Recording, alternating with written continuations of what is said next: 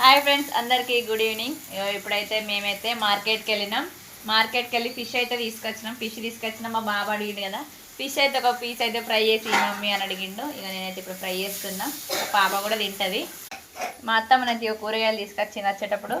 ఇక టమాటాలు, మెంతి, కొత్తిమీర, వంకాయలు, బెండకాయలు, చిక్కుడుకాయలు, పచ్చిమిర్చి అవన్నీ కడుక్కుంటా ఇప్పుడు ఫ్రిడ్జ్లో అయితే చదువుతుంది. ఇక నేనైతే ఇప్పుడు ఫిష్ కర్రీ చేయాలి, చపాతీ చేయాలి. ఇక చపాతీ పిండి కూడా విసికిన.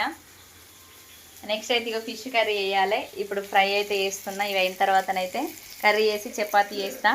ఓకేనా ఫ్రెండ్స్? హాయ్ చెప్పమ్ములు. మా అత్తమ్మ పనిపోయి రాగానే తీసుకొచ్చింది. మేమైతే ఫిష్కి వెళ్ళి ఫిష్ తీసుకొచ్చినాం.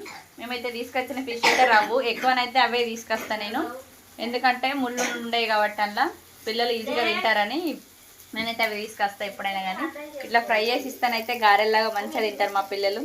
ఓకేనా ఫ్రెండ్స్? మీకు కూడా ఇట్లా ఫ్రై అంటే ఎంతమందికి ఇష్టమో నాకైతే కామెంట్ చేయుర్రి. మీ పిల్లలు కూడా ఎంతమంది ఎట్లా చేస్తే తింటారో నాకైతే కామెంట్ చేయుర్రి. ఓకేనా ఫ్రెండ్స్? Good night.